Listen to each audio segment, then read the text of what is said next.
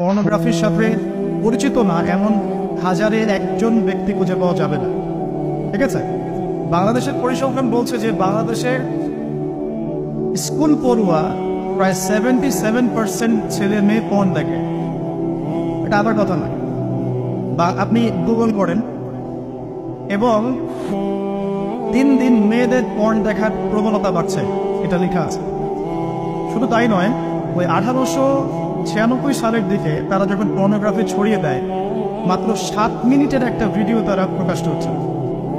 ঠিক আছে, এবং তার নামও তারা দিয়েছিল, আমার নামটা ঠিক খেয়াল নাই, আর আমি এগুলো ফিল্মস দেখিনি, আমি গুগলের নামটা দেখেছি কি নাম ছিল।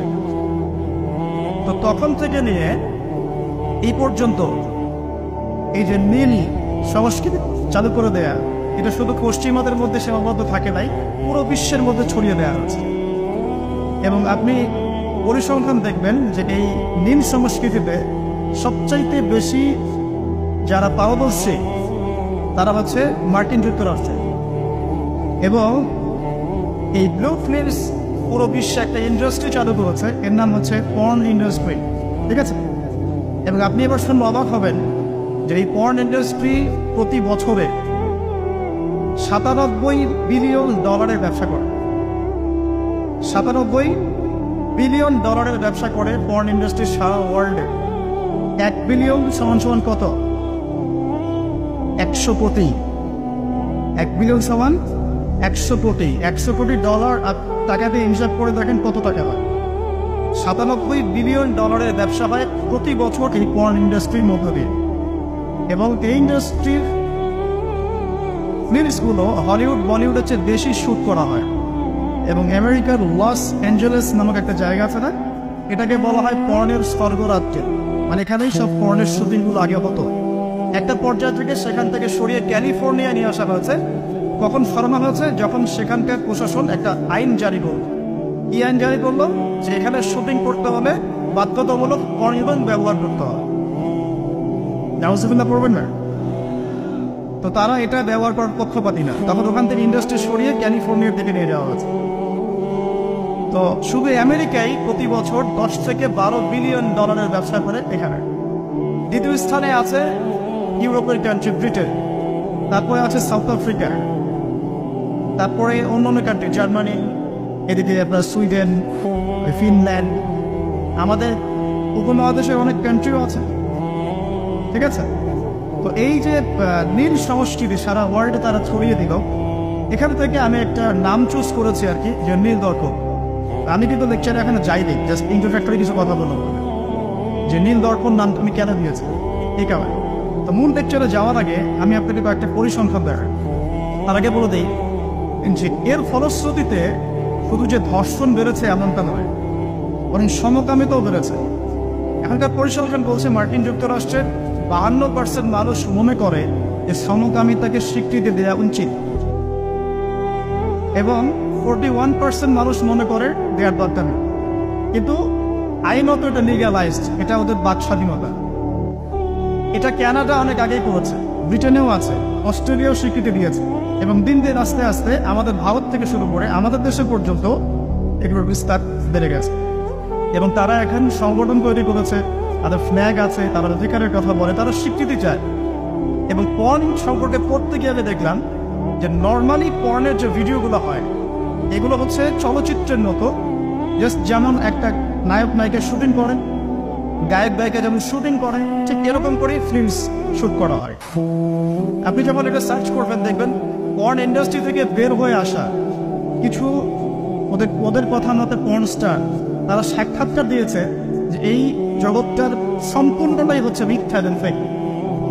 যা দেখানো হয় এটা টোটালি ফেক। এবং কোনো কোনো ক্ষেত্রে তাদেরকে বাধ্য করে জালের মধ্যে ফেলে এই ইন্ডাস্ট্রির মধ্যে অনুপ্রবেশ করানো হয়, যেখানে ওদের কোনো ইচ্ছাও থাকে। একবার জড়িয়ে গেলে প্রথমে সেখান থেকে আর বের হতে পারে না। শুধু তাই নয়, যখন তাদের শরীর কাজ করে না তখন তাদেরকে উত্তেজক এমন কিছু পদার্থ দেওয়া হয়, এমন কিছু হাইপার ডোজ মেডিসিন দেওয়া হয়, যার ফলশ্রুতিতে তারা ব্যাক টু ব্যাক দেখা যায় যে অনেক লম্বা টাইম তারা নাকি সেক্স করতে পারে না। তো এগুলো তাদেরই কথা, এটাতে আসক্ত নয় এমন মানুষ খুঁজে পাওয়া মুশকিল। বাংলাদেশের রিপোর্ট বলছে যে বাংলাদেশে এখনকার ইয়াং জেনারেশনের মধ্যে 92% পর্ন দেখে। কত পার্সেন্ট? 92%। এবং পর্ন যে ওয়েবসাইটগুলো আছে যেগুলো এত বেশি শক্তিশালী, এগুলোকে হ্যাক পর্যন্ত করা সম্ভব নয়। 2014 সালে বাংলাদেশের গভর্নমেন্ট যে ছিল আমি জানি না, আমি আসলে এদিকে পলিটিক্সের খবর খুব একটা রাখি না, তারা 244টা পর্ন সাইটকে বন্ধ করে দিয়েছে। কিন্তু এমন একটা অ্যাক্সেস তারপরেও চালু ছিল যে অন্য থ্রু দিয়ে এগুলোতে ভিজিট করা যেত। সবচেয়ে বেশি পর্ন সাইট যেগুলোতে ভিজিট করা হয় তার মধ্যে এই সাবকন্টিনেন্ট বা ভারতবর্ষ অন্যতম। ঠিক আছে, তো এগুলোর ফলশ্রুতিতে শুধু ধর্ষণ বেড়েছে এমন নয়, বরং সমকামিতাও বেড়েছে। এবং দেখা যাচ্ছে যে এখন প্রতি 10 জন মানুষের মধ্যে একজন নাকি, এটা রিপোর্ট, প্রতি 10 জনের মধ্যে নাকি একজন বিপরীত লিঙ্গের দিকে নয় বরং স্বলিঙ্গের দিকে আকর্ষিত হচ্ছে। এবং এই মহামারীগুলো দিন দিন বাড়ছে। আমি যখন লেকচার শেষ করবো তখন আপনাকে আমি কিছু হাদিস শোনাবো নবী সাল্লাল্লাহু আলাইহি ওয়াসাল্লামের এই যুগ সম্পর্কে কিছু ভবিষ্যৎবাণী। তখন আপনি মিলাতে পারবেন ইনশাআল্লাহ যে আসলে নবী সাল্লাল্লাহু আলাইহি ওয়াসাল্লাম কোন যুগটা সম্পর্কে সতর্ক বলছেন। মূল লেকচারে যাওয়ার আগে আমি আপনাদের কিছু পরিসংখ্যান শোনাচ্ছি, একটু মনোযোগ দিয়ে শুনুন। যে সভ্যতার কথা আমি আপনাদেরকে বললাম, ওই সভ্যতার কিছু পরিসংখ্যান উল্লেখ করে আমি আপনাদেরকে লেকচারের সামনে দেখে দেবো ইনশাআল্লাহ তাআলা। একটা রিপোর্ট বলছে, এটা দৈনিক জনকণ্ঠকে ছাপানো হয়েছিল, এটা ছাপানো হয়েছিল 16 অক্টোবর 2020-এ, যে তারা ওয়ার্ল্ডের টপ 10 যে কান্ট্রিজ ধর্ষণের দিক থেকে, নারী নির্যাতনের দিক থেকে এদের একটা তালিকা তৈরি করে। এবং এই তালিকায় একটু গেস করেন কোন দেশ টপে আছে। যে বলেন, বুঝতে পারছি না, ইন্ডিয়াটা সবচেয়ে টপে আছে ইউএসএ। ঠিক আছে, আমি আপনাকে পরিসংখ্যান দেখাচ্ছি, তারপরে আমি মূল লেকচারে যাবো ইনশাআল্লাহ। যে দেখা যাচ্ছে পুরো ইউরোপের, পুরো পশ্চিমা সভ্যতা ইউরোপের যারা হচ্ছে এখনকার মধ্যবিত্ত কান্ট্রিগুলোর, উন্নয়নশীল কান্ট্রিগুলোর রোল মডেল বলি আমরা, তাই না? আমরা তো সবখানে ইউরোপ বানাতে চাই। ইভেন আমাদের দেখা যায় অনেক ক্ষেত্রে মিডল ইস্টের, মধ্যপ্রাচ্যের কোনো কোনো কান্ট্রির লিডার বলছে যে আমরা এত সালের মধ্যে মধ্যপ্রাচ্যকে ইউরোপ বানিয়ে ফেলব। ঠিক আছে, তো আমরা ইউরোপ বানাতে চাই।